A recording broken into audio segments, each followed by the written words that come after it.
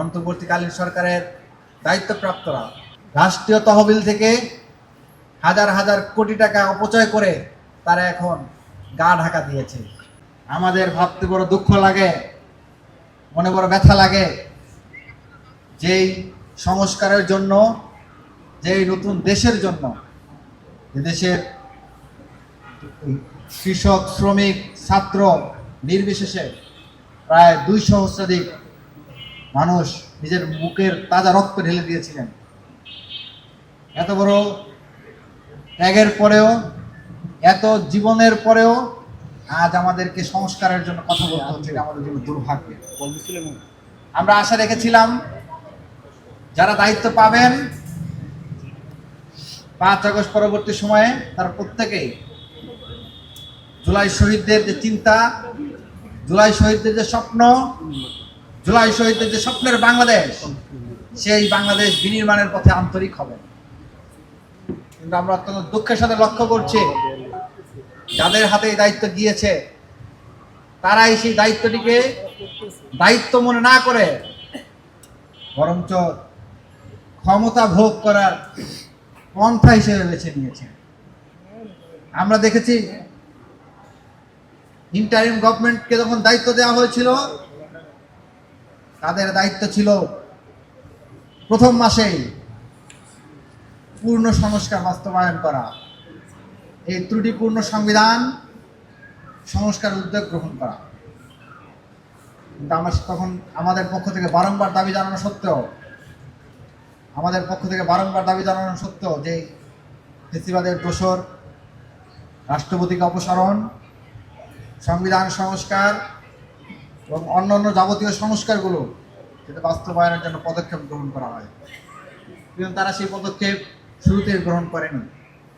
তারা যখন উদ্যোগ গ্রহণ করা শুরু করেছে, ততদিনে তাদের যে ম্যান্ডেট ছিল, তাদের যে একচ্ছত্র সমর্থন ছিল, সেই সমর্থন অনেকটাই ফিকে হয়ে গিয়েছে। তারা মাসের পর মাস ধরে ঐক্যমত্য কমিশনের মিটিং করেছে, দিস্তার পর দিস্তা কাগজ অপচয় করেছে, হাজার হাজার পাতার কমিশন রিপোর্ট করেছে, কিন্তু কোনো কমিশন রিপোর্ট তারা বাস্তবায়ন করে যেতে পারে নাই।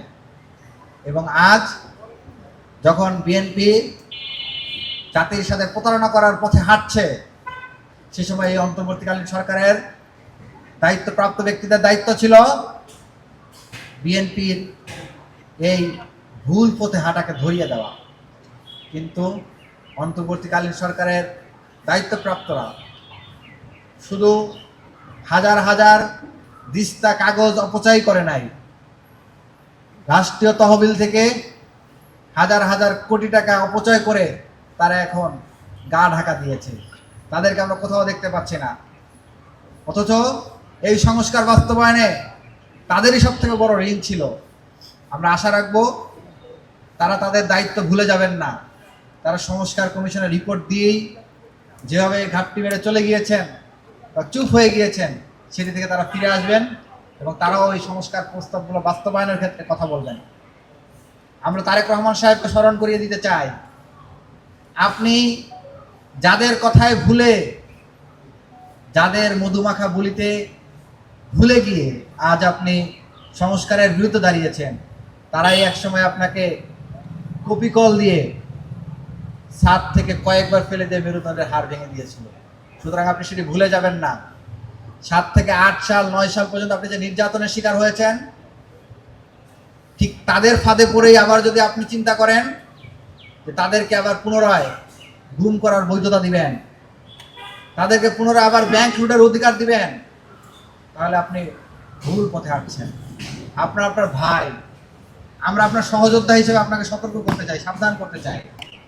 আজকে আপনি ব্যাংক অধ্যাদেশ বাতিল করে এস আলমকে ফিরিয়ে আনার চেষ্টা করছেন। এক সময় শেখ কামাল, শেখ জামালরা বন্দুকের নলের মুখে দাঁড়িয়ে ঢাকার রাস্তায় ব্যাংক লুট করতো, আপনারা ইতিহাসে পড়েছেন। আজ তারেক রহমান সাহেব এই ব্যাংক অধ্যাদেশ বাতিলের মাধ্যমে ডিজিটাল পদ্ধতিতে কাগজ কলমের মাধ্যমে ব্যাংক লুটের পন্থা তারা তৈরি করতে যাচ্ছে।